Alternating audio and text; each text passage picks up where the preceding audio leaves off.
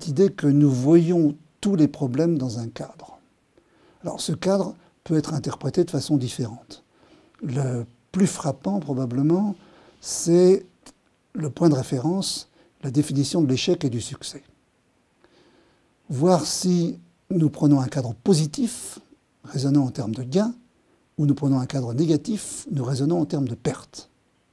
La différence entre les deux, c'est que nous avons une aversion aux pertes, qui fait qu'elles ont un impact plus fort que les gains sur nos préférences. Alors attention, chacun d'entre nous a un degré différent d'aversion aux pertes. Chacun d'entre nous est amené plus ou moins à prendre des risques.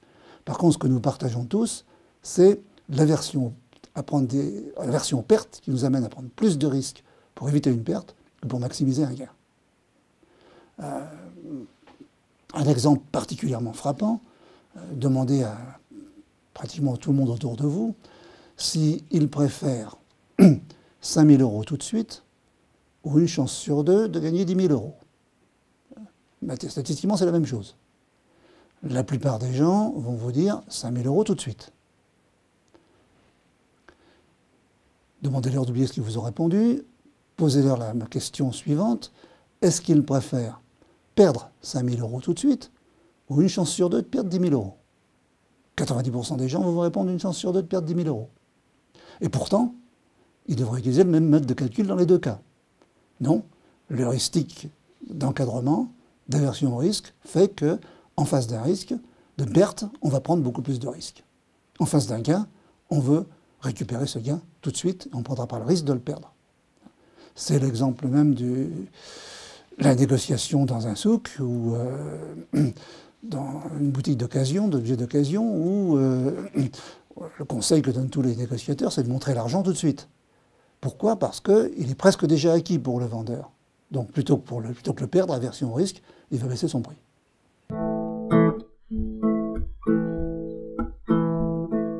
Les individus, c'est-à-dire vous, moi, les gens dans la rue, tout le monde, nous estimons les valeurs accordées à des objets ou des événements que nous ne connaissons pas, en termes d'une valeur initiale, qu'on appellera valeur d'ancrage, et on ajustera notre choix définitif pas très loin de la valeur d'ancrage.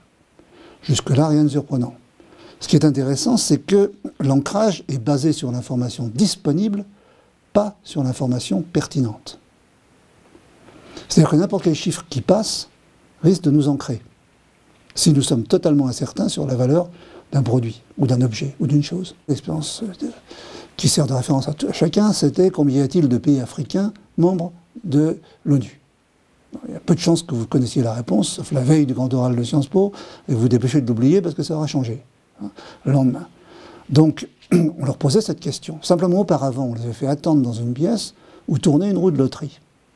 Cette roue de loterie était truquée, elle ne pouvait que s'arrêter sur deux valeurs, 65 et 10. Pour la moitié de l'échantillon, elle s'arrêtait sur 65, pour l'autre moitié, elle s'arrêtait sur 10.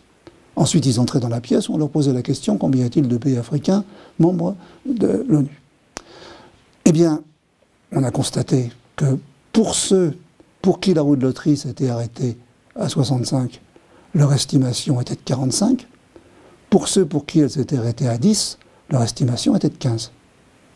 Et il n'y avait absolument aucune autre raison possible pour que ça diverge entre deux échantillons, statistiquement de nombre suffisant pour éviter les erreurs statistiques, dû simplement au calcul. Le biais d'ancrage, donc, est extrêmement puissant. Il a un impact immédiat en négociation. À partir du moment où vous avez ancré quelqu'un sur une valeur qui est proche de vos intérêts, eh bien, vous avez gagné la négociation. L'idée, c'est la réponse à la fameuse question, dois-je parler en premier, dois-je faire la première offre? Si je suis certain, oui, contrairement à ce que disent la plupart des conseils, parce que je risque d'ancrer l'adversaire. Si je ne suis pas certain, non, je le laisse parler d'abord, en faisant attention de ne pas me laisser ancrer.